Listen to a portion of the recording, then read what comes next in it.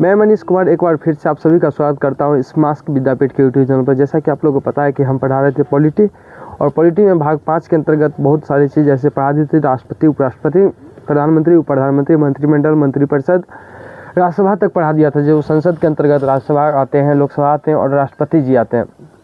संसद के जो तीनों अंग है उस तीनों अंग में एक ही चीज़ पढ़ाया था जो राज्यसभा था, जो किस तरह से कार्य करते हैं, कितना इनका सीट है, कितने कौन से राज्य में कितने सीट का वितरण किया जा चुका है, सारी चीज़।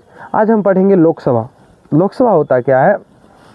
मेरा तबीयत ठीक नहीं होने के कारण क्लास भी थोड़ा डिस्टर्ब चल रहा है और आज की क्लास भी बहुत छोटा ही होगा, सिर्फ लोकसभा के बारे में बताएंगे क्या होगा। हालांकि हम पढ़ाएंगे पूरा, आज नहीं पढ़ाएंगे, फिर नेक्स्ट क्लास में हम पढ़ाएंगे लोकसभा। लोकसभा क्या होता है। जिस तरह से राज्यसभा होता है उसी तरह से लोकसभा भी कह सकते हैं। लेकिन राज्यसभा क्या होता है, इसका राज्यसभा अप्रत्यक्ष हो जाता है और लोकसभा प्रत्यक्ष हो जाता है। राज्यसभा में कितने कैंडिडेट हैं वो सारे निर्धारित करते हैं आपके द्वारा भेजे गए एमएलए के द्वारा, और लोकसभा में कितने कैंडिडेट हैं ये आपके द्वारा निर्धारित किया जाता है। इसलिए लोकसभा को जनता का भी सदन कहा जाता है, क्योंकि जनता के द्वारा निर्वाचित हुए जितने भी लोग होते हैं वही लोकसभा के अंतर्गत बैठते हैं। समझ के हम क्या कहना चाह रहे हैं। और राज्यसभा का कार्यकाल, जैसे कि हमने बताया कि राज्यसभा का कार्यकाल नहीं होता है, उसको कभी भंग नहीं किया जा सकता है। उसके जो सदस्य होते हैं उनके कार्यकाल 6 वर्षों का होता है, लेकिन लोकसभा को भंग किया जा सकता है। जब सरकार गिर जाती है तो लोकसभा के सारे कैंडिडेट को इस्तीफा देना पड़ जाता है, तो लोकसभा को भंग किया जा सकता है 5 साल से पहले भी, कभी भी, 1 महीना, 2 महीना, 6 महीना, कभी भी लोकसभा को भंग किया जा सकता है। लेकिन राज्यसभा कभी भंग नहीं होता। इसी लोकसभा के ही दम पे जितने लोग का बहुमत बनता है, जितने लोग सारे देश से, सारे राज्य से, सारे क्षेत्र से, सारे लोकसभा सीट से कैंडिडेट जीत करके जाते हैं, तब लोकसभा में बैठते हैं। वहाँ जिसकी बहुमत पूर्ति है वहाँ से फिर पीएम बनते हैं। पीएम का, जिसे हमने बोला था कि पीएम की नियुक्ति राष्ट्रपति करते हैं, लेकिन किसके आधार पर, बहुमत के आधार पर करते हैं। ये नहीं कि किसी को उठा करके पीएम बना दी, ऐसा नहीं होता। बहुमत के आधार पर पीएम का नियुक्ति किया जाता है। जैसे आर्टिकल 79 में क्या था, संसद। एक सेकेंड दोस्तों, इंक नहीं डालेगा इसमें।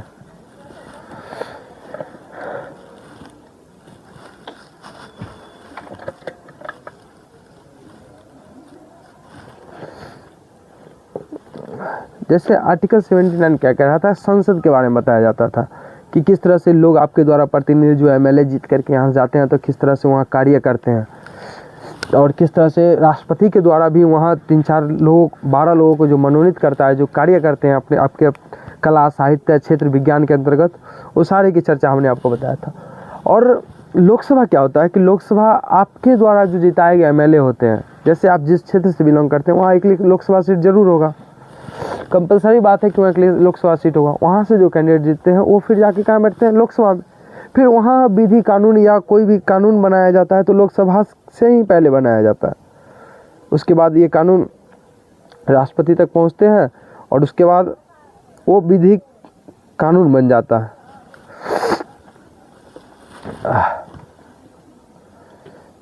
एक सेकेंड दोस्तों। तो हमने क्या बताया था कि आर्टिकल 79 में किसकी चर्चा है। आर्टिकल 78 क्या बताया कि पीएम का, प्रधानमंत्री का यह कर्तव्य होगा कि वो कोई भी कार्य करे तो उसका सारा ब्यौरा राष्ट्रपति जी को मालूम पड़ना चाहिए। ये नहीं कि कोई भी चीज़ उनको बाद में मालूम चले या किसी दूसरे न्यूज़ चैनल या अखबार से मालूम चले। उसके बाद आर्टिकल 79 क्या कहता था कि संसद के बारे में बताता था, बता दिया था मैंने। उसके बाद आर्टिकल 80 क्या था, राज्यसभा। आर्टिकल 80 क्या था, राज्यसभा। आर्टिकल 80 जिस तरह से राज्यसभा, उसी तरह से आर्टिकल 81 ये लोकसभा के बारे में बात करता है। लोकसभा के बारे में बात करता है। तो लोकसभा जानने से पहले हमको ये तो जानना पड़ेगा कि इनकी योग्यताएं क्या होती है। लोकसभा, राज्यसभा को कितने वर्षों में विघटन किया जा सकता था, ये कभी भंग नहीं होता था। लोकसभा भंग किया जा सकता है, इनको 5 वर्ष पे इलेक्शन करवाना होता है। 5 वर्ष के भीतर इसको विघटन किया जा सकता है।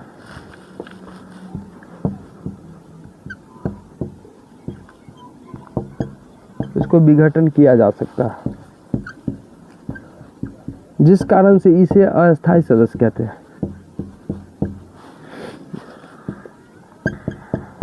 कारण से इसे अस्थायी सदन कहते हैं।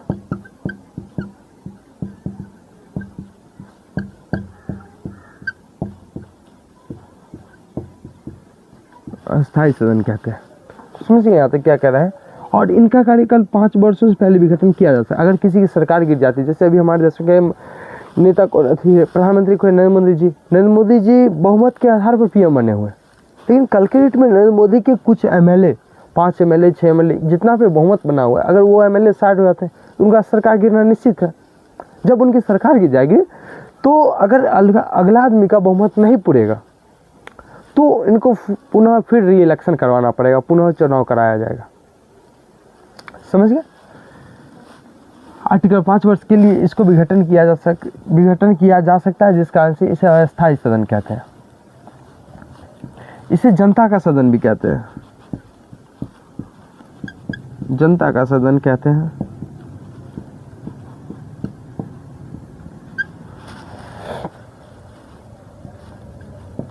जनता का सदन इन्हें कहा जाता है। जनता का सदन इसलिए कहा जाता है क्योंकि आपके द्वारा जो कैंडिडेट यहाँ से निर्वाचित होते हैं या जो कैंडिडेट आप अपने क्षेत्र में जितवाते हैं, वही कैंडिडेट वहाँ जाकर कार्य करते हैं। आपके बिना तो कोई नेता यहाँ से जीत के जा नहीं सकता, इसलिए ये जनता का सदन कहलाते हैं।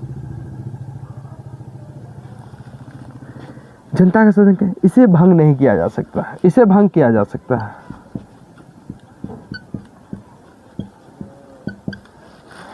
इसे भी भंग किया जा सकता है। इनके सदस्यों का कार्यकाल कितने वर्षों का था? लोकसभा के सदस्य का कार्यकाल नहीं, लोकसभा का कार्यकाल कितने वर्षों का था? 5 वर्षों का था। लोकसभा का कार्यकाल 5 वर्षों का होता।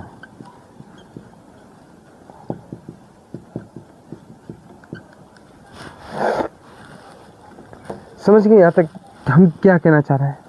और एक चीज़ और कि लोकसभा के कैंडिडेट जो भी होंगे ना, वो अगर कहीं से भी, जैसे मान लीजिए कि राहुल गांधी कहाँ के निवासी, मीन्स वो, जैसे नरेंद्र मोदी जी कहाँ से आते हैं? गुजरात से, लेकिन वो इलेक्शन कहाँ से लड़ते हैं? बनारस से। और एक ही कैंडिडेट 2 अलग अलग क्षेत्र, जो 2 अलग अलग लोकसभा सीट पर इलेक्शन लड़ सकते हैं। ऐसा इसलिए है क्योंकि क्या, अगर हम एक चीज क्वेश्चन पूछें आपसे कॉमन सा, कि अगर कोई, मान लीजिए कि कोई नेता खड़े हुए 2 लोकसभा सीट से, अगर वो दोनों पे जीत जाएंगे तो क्या दोनों पे वो कार्यरत रहेंगे? नहीं, एक सीट को उनको त्याग करना पड़ेगा, परित्याग करना पड़ेगा, तभी जाकर के दूसरा सीट पर वो इलेक्शन लड़ेंगे। लोकसभा कार्यकाल 5 वर्षों का होता है। भारत का कोई भी नागरिक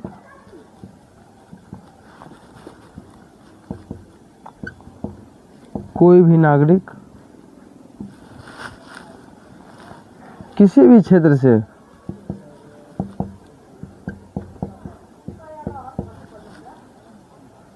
लोकसभा का सीट इलेक्शन लड़ सकता है। लोकसभा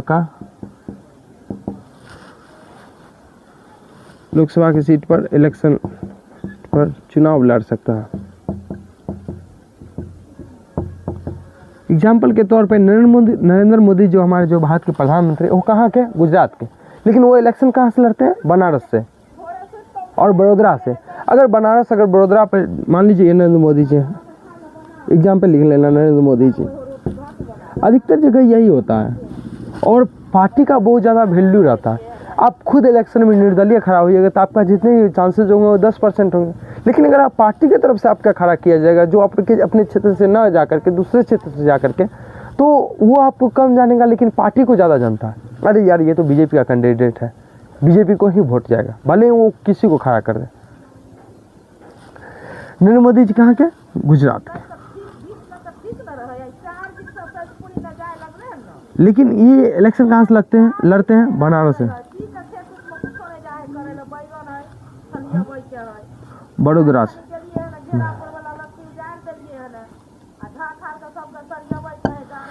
बनारस से और बड़ौदा से इलेक्शन लड़ते हैं। एक सेकेंड दोस्तों रुकिएगा। सही है, जैसे कि हमने बोला था कि मेरा तबीयत ठीक नहीं है, जिस कारण से हम आज ज़्यादा कुछ नहीं बोल पा रहे हैं। तो आर्टिकल 79 में क्या बताया गया, संसद, आर्टिकल 80 में राज्यसभा, आर्टिकल 81 में लोकसभा, आर्टिकल 82 में फिर जाएंगे तो उसमें भी बहुत सारी चीज़ें हैं। आज हम बहुत थोड़ा ही सारी क्लास रखेंगे और भारत का कोई भी नागरिक किसी भी क्षेत्र से लोकसभा का सीट पर चुनाव लड़ सकता है। इसका कारण इसीलिए है कि नरेंद्र मोदी जो है जो गुजरात के रहने वाले हैं, लेकिन बनारस से चुनाव लड़ते हैं। होता क्या है कि हम बताते हैं कि आप जिस जगह पे रहते हैं ना, उस जगह पे आपके जितने समर्थक रहेंगे उतने विरोधी भी रहेंगे। मामूली सी बात है। कहा जाता है कि जब आप बड़े होंगे ना, या मतलब आप जब आपका नाम होंगे तो उतने बदनाम भी होंगे, वही हाल होता है। तो कुछ लोग ऐसे होते हैं कि अपने जगह छोड़ करके किसी अलग पार्टी से सीट लेकर के अलग जगह से इलेक्शन लड़ते हैं। जैसे हमारे अवध ओझा सर इलेक्शन कहाँ से लड़े थे, सीट कौन दिया था, आम आदमी पार्टी, लेकिन वो जीत नहीं पाए, हार गए। विपिन सर जो बिहार से चले, महानार विधानसभा से इलेक्शन लड़े थे, वो भी नहीं जीत पाए, हार गए। ऐसे कितने सारे कैंडिडेट हैं जो वो नहीं जीत पाए, जो पढ़े लिखे हैं लेकिन निर्दलीय खड़ा होकर के नहीं जीत पाए। इसका कारण, बेसिक सा कारण यही है कि पार्टी का जो क्रेज होता है वो निर्दलीय में क्रेज नहीं होता। जो जाति के नाम पर वोटिंग किया जा रहा है ना, वोट बैंक की राजनीति, ये बहुत ही खराब है। आप मान लेते हैं आप पढ़े लिखे, आप वोट दीजिएगा, हाँ ये क्षेत्र में मेरे काम करेंगे, ये सर है इतने। आप मान लीजिए कि जो किताब लिखा था के गुप्ता, क्या था नाम, जो पटना से इलेक्शन लड़े थे, वो हार चुके हैं। महाराष्ट्र से विपिन सर जो खड़े हुए, आप जानते हुए विपिन सर को, वो हार गए। कितने ऐसे कैंडिडेट हैं जो पढ़े लिखे शिक्षित होकर के भी हारा है, और जीता कौन, जो उसका MMS वायरल होता है, जो कुछ भी। तो जाति के नाम पर जो वोट बैंक की राजनीति किया जा रहा है ना, वो बहुत ही खराब चीज़। क्या सर ये कभी नहीं सुधरेगा? सुधरेगा, टाइम लगेगा। हमने आपको पहले ही कहा है कि जो कुछ चीज़ें सुधरेंगे, जो बहुत दिन से हैं वो चीज़ धीरे धीरे सुधरते हैं, एक नहीं सुधरते। आप किसी से 8 साल 5 साल से रिलेशनशिप में, अगर आप चाहेंगे कि एक दिन में छोड़ देंगे तो नहीं छुड़ा पाएंगे, कभी नहीं छूटेगा। तो मेरे कहने का मतलब ही यही था कि छूटने के लिए नियम होता है, कुछ धीरे धीरे धीरे धीरे धीरे धीरे सारी चीज़ छूटते हैं। ठीक है, यहाँ तक आप लिख लें। कुछ पॉइंट है कि आप लिखिए कि जैसे इसको मिटा देते हैं, लोकसभा सदस्य बनने के लिए शर्तें क्या क्या है, कि आपकी क्या क्राइटेरिया होंगे जिससे आप लोकसभा के इलेक्शन लड़ सकते हैं। आप अपने किसी भी क्षेत्र से निर्दलीय के लिए, पार्टी से लोकसभा के सदस्य बनने की शर्तें। पहला क्या, वो भारत का नागरिक होना चाहिए।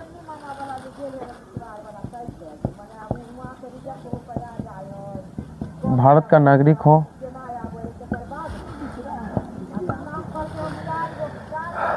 पागल या दिवालिया ना हो,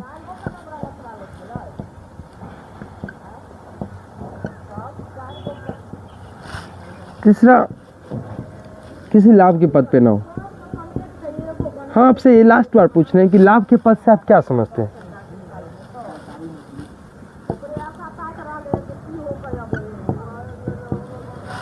लाभ के पद, क्या कोई MLA, कोई विधायक, क्या लाभ का पद कहलाएगा, हाँ या ना? लाभ का पद से आप क्या समझते हैं? हमने आपके क्वेश्चन 2 बार पहले भी पूछा था कि लाभ का पद ये नहीं कि आप कहीं भी कार्य कर रहे हैं तो लाभ का पद ही कहलाएगा, नहीं। लाभ का पद वही पद कहलाएगा जो इसके अंतर्गत आपके कोई आयोग के द्वारा गवर्नमेंट जॉब, सरकारी नौकरी पर कार्यरत है। क्या सर अगर हम लाभ के पद पर हैं तो इलेक्शन पे नहीं लड़ सकते? लड़ सकते हैं, लेकिन उसके लिए भी कुछ नियम है कि आपको तब तक के लिए, जब तक आप इलेक्शन लड़ते हैं, आप तब तक के लिए आपको इससे इस्तीफा देना पड़ेगा, तब आप इलेक्शन लड़ सकते हैं, नहीं तो नहीं लड़ सकते। और लाभ का पद क्यों दिया गया सर इसमें कि किसी के लाभ के पद पर ना होना चाहिए? लाभ का पद इसलिए इसमें दिया गया क्योंकि क्या होता है कि अगर आप इलेक्शन लड़ेंगे ये कंफर्म है, लेकिन जीतेंगे या नहीं जीतेंगे ये कंफर्म नहीं है। अगर आप जीत जाएंगे तो आप बाद में बोलिएगा कि नहीं, अगर हम लाभ का पद भी नहीं छोड़ेंगे तो आप जो सरकार आपको पेमेंट करती है काम करने के लिए, कार्य करने के लिए, आपके अपने क्षेत्र में जो भी संस्थान पे आप कार्यरत हैं, जैसे UPSC को, BPSC या कोई ऐसे स्टेट गवर्नमेंट या सेंट्रल गवर्नमेंट पे कार्य कर रहे हैं, तो वो आप नहीं छोड़िएगा ना। फिर सरकार आपको पैसा किस लिए देती है? कार्य करने के लिए। तो इसीलिए कहा कि आप किसी भी लाभ के पद पे नहीं होना चाहिए, तभी हम आपको इलेक्शन लड़ने की क्राइटेरिया देंगे।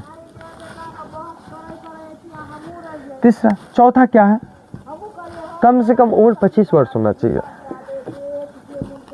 25 वर्ष की उम्र पूरा कर चुका हूँ।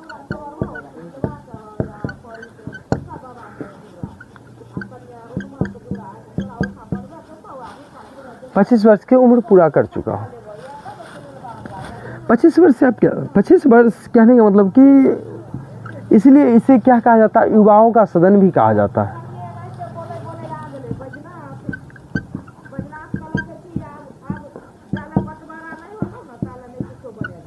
युवाओं का सदन भी कहा,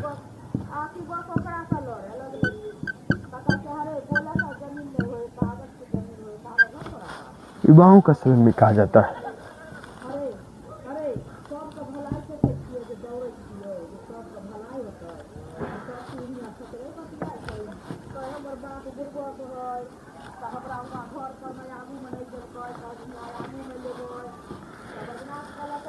से युवाओं का सदन भी कहा जाता है।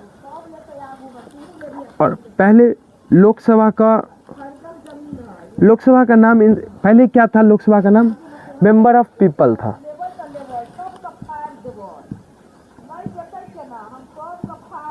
मेंबर ऑफ पीपल,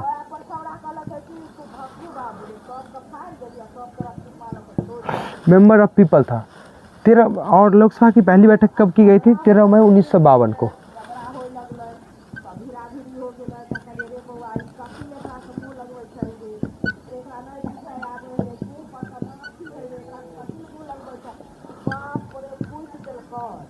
तेरह मई 1952 को हुई थी।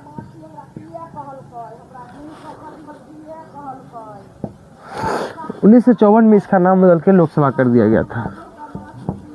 1954 में इसका नाम बदलकर लोकसभा कर दिया गया था।